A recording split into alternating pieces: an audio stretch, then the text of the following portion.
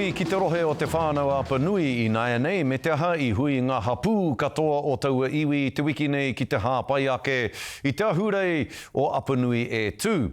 E toru rā te roa o tēnei whakahuihui I ngā uri 5,000 o te whānau Apanui, nā te whānau o Kaiaio I te kaha, te taiopenga nei I Manaki.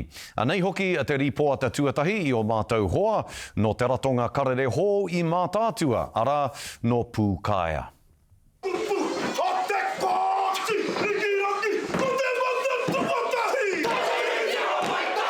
Ko te tino whainga matua o tēnei o ngā kaupapa, I runga I te whakaaro a tērā o ngā kingi tuheitia, te whakakotahi ai te iwi.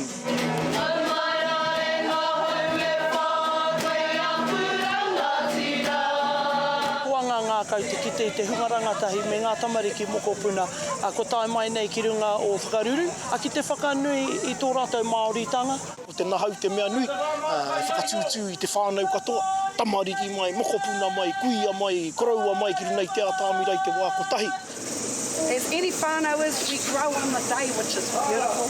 E kaupapa I timata ngāra I te tau 2000 te kau. Te ingoa o tēnei ahurei I taua wā ko te paki o autahi. I raro I te take o tihirau te rao ngā kaupapa. Ka tahi ka huri te ingoa o tēnei huihuinga ki te Apanui e tū. I raro I te karanga te rao ngā rangatira a Rawiri Waititi. He hui whakatōpu I ngā mea kai waho keake.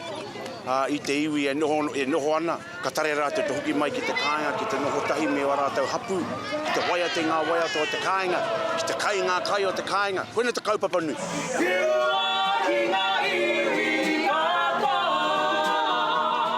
Aha hoki, he nui ake nā prakitihi kua taia hau mo taku hapu, tēnei nā prakitihi a mo taku kapahaka. Engari ko tituki tēnei, ko wātea tēnei, ai taku mōhio e ono wiki pēr kai te toi, o te tūmanako, ka taetai mai waku kai haka a pōpō, ke pai te whakatika-tika, o tērā kaupapa hui nui, ara, nā orinu piki o te ao mō.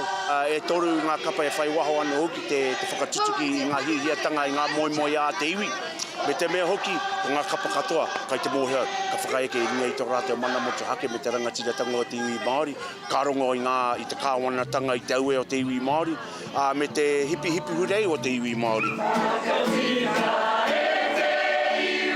I mo tēnei kaupapa, I tae te tono mai te whānau a Nuku, me te whānau a Rūtaia, nō reira kei te haere tēnei kaupapa ki roto o rātou. Te rua tau pia, kei te hapu, te whakatau, te mutunga, mo ngā whakaritenga āhea katu.